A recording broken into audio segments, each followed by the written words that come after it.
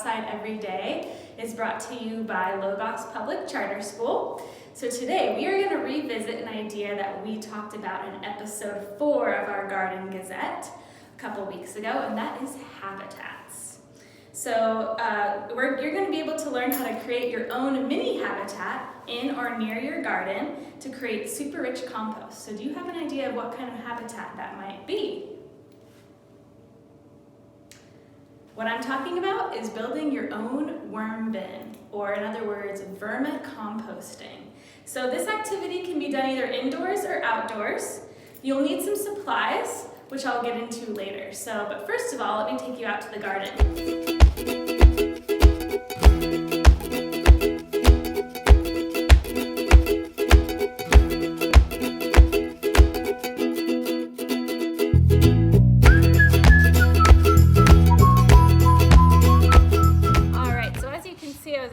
Harvest something from my garden. We're finally getting to the place where we can actually harvest from our gardens.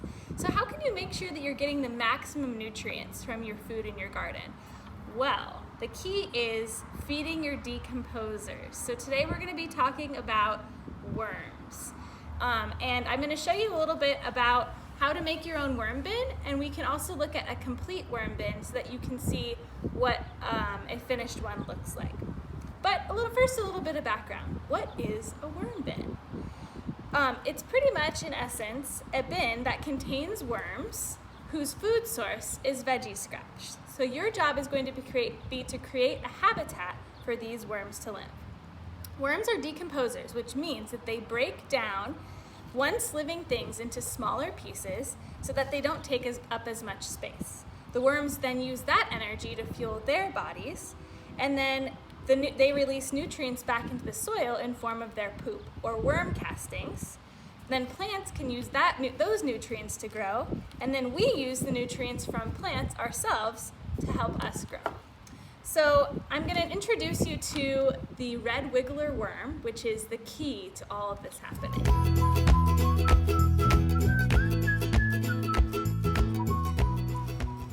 So this is a red wiggler worm, and this is my red wiggler worm's habitat. So I'm going to put it back in so I don't take it away from its home for too long. But I want you to pause the video in the moment. I want you to think about what are the 4 parts of a habitat that we talked about in episode 4. So pause the video right now, and we'll come back in a moment. All right, so I hope that you came up with the 4 parts of a habitat are food, water, shelter, and space. So your first job today is to identify those 4 elements inside this worm bin habitat. So I'm going to give you a quick tour of the worm bin so you can take a look at mine. And while we're doing that, I want you to identify what are the 4 types of a habitat inside this bin. Remember, food, water, shelter, and space. Where are the worms getting those 4 elements?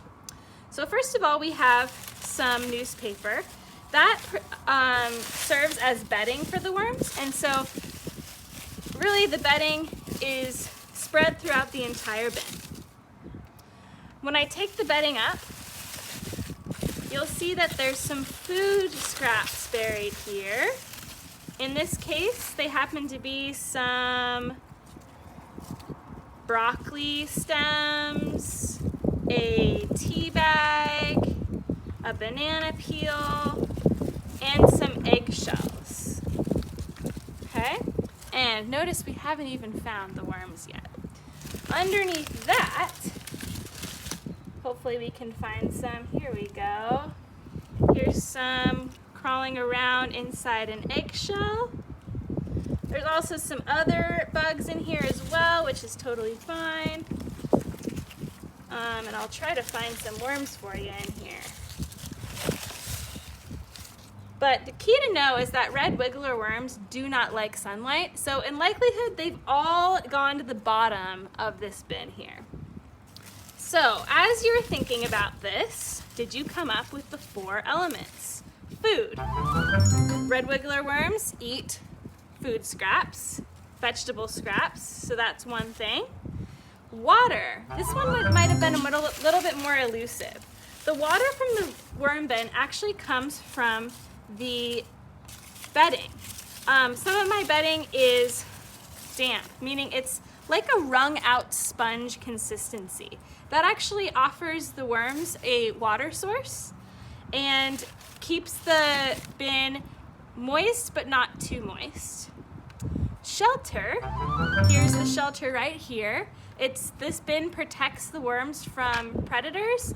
It also protects the worms from exposure and from cold and from too much sun. Space is the last one. And again, the space that's within this bin is giving the worms plenty of space to roam around. You might have also noticed that my bin actually only has bedding on one side, and this is intentional. Your bin will have your bedding along the entire thing, but I'm ready to harvest the castings on this side. So a few months ago, I actually moved all of my food over to this side along with all the bedding so that the worms would migrate from this side and only be on this side. So now later on I'm going to actually be harvesting all of the castings or the poop from this side for my garden. Alright, here's the materials you need for this project. I've linked instructions to this video that have slightly different materials than what I'm going to show here, but you can just adapt with what you have. So a drill and drill bits, some sort of veggie scraps to feed your worms, a spray bottle with water, newspaper for your bedding, and then you'll want to start out with some sand or maybe some bark and some small rocks. That will help actually your worms digest the food. And then of course you need a bin to put them in.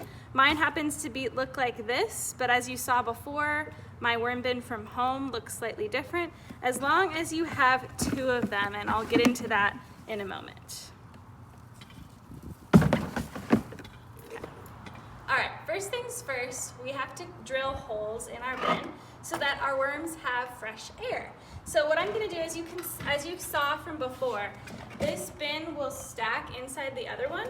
So I'm going to drill some holes along the top of the bin. I'm also going to drill some holes in the bottom of the bin because this will allow any extra moisture to just drip down into the other bin. So watch as I do that.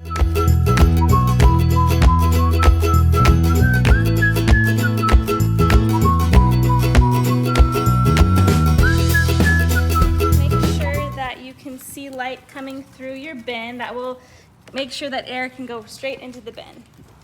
All right, next we need to put in some sand or gravel, some small rocks into the bottom of your bin. This will actually help your worms digest their food because worms don't actually have stomach muscles to digest the food like we do. They have a crop and a gizzard, and the purpose of this is to break up the food while it's in the stomach, and they need some sort of sand, rocks, dirt that will help them do that. Then you can transfer this bin on top of the other one. And the next step is going to be adding the bedding. So the bedding I'm going to use is shredded newspaper. You don't need a ton of it. Enough to cover the bottom of the bin so that you can't really see the bottom. And as I said before, water on this newspaper is the water source for this habitat. So you want to make sure that it's moist, but not dripping. Think like the consistency of a wrung out sponge. And you're going to want to maintain this same moisture in your bin so that it doesn't get too wet or too dry. But these worms are super resilient, so if you forget about it for a week, it's not the end of the world. think that's pretty good. They should spray, I mean, you just need to feel it pretty much in like every week, every couple days. Depends on where you place your bin.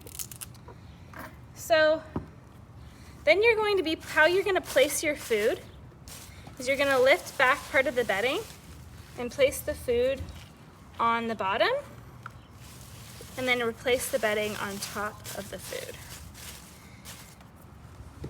All right, so your habitat should be ready. You have food, you have water, you have shelter, and you have space for your worm friends. You see one of them crawling through here?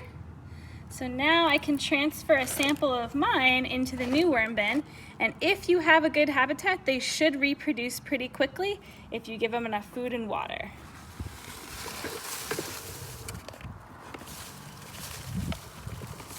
All right, so as I mentioned before, you might be wondering how you harvest your castings once they're ready. So I moved all of the food for my worms over to this side of the bin, leaving this side empty of food, meaning if the worms wanted food, they would have to all go over to this side.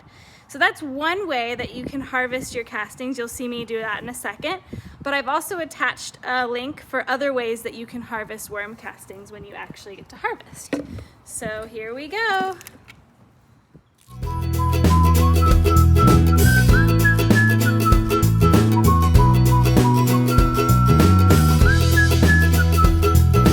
Container of my harvested worm castings. They're pretty moist, but they're not wet. And you can just put them right into your garden when you've harvested them. And it's okay to have eggshells in there as well. You can just crunch them up in your garden when you put them into your beds. Why should we even care about worm habitats, you ask? Well, worms are the workhorse of our garden ecosystems. They break apart once alive plants, including leaves from your trees, and keep waste out of the landfills. They keep us from being buried in leaves every year. So to finish up, I'm going to show you some resources that I'm going to put on to the end of this video. First of all is a worm anatomy sheet if you want to take a closer look at your worms. Secondly, a information sheet about other critters that you might find in your worm habitat. I keep my worm bin right outside my back door, right underneath the eaves, so it doesn't get direct rain on it, but it doesn't get direct sun on it either, and it's close to the house so that during the winter time the worms are warm enough. So with that in mind, you might find some other critters in your worm bin as well. Accompanied with that is if you find them in your bin, whether you should be freaked out or not. So that's a good thing to know. I'm also going to include an information sheet with step-by-step instructions on how to create a worm bin habitat. As I said, it's slightly different from mine, but that's okay. You can also create your worm bin habitat in any container you have at home, even a milk jug. So that's pretty cool. And on the back, you're going to want to know what you can feed your worms and what not to feed your worms. So that's going to be helpful, as well as how to diagnose certain problems and what you should do if you find those problems in your worm bin. All right, so you might also be wondering, where can you get worms? If you know somebody that has a vermicomposting system already, you can ask them if they can give you a few of their worms. You can also dig them up. These red wiggler worms live on the kind of the top part of your garden soil, so if you have really good soil, you might actually have them already in your garden. If you want to get them online, UncleJim'sWormFarm.com sells you worms and sends them in the mail, which is kind of cool. And also I would check with your local garden store to see if they have red wiggler worms that you can buy from them. I hope you have a lot of fun. Please, if you have any questions, link them onto this video and I'll try to answer them. And of course, stay tuned for tomorrow's Outside Everyday post, which is about other decomposers, mushroom spore prints. So that's pretty cool. And of course, if you liked this video, share it with your friends and have fun.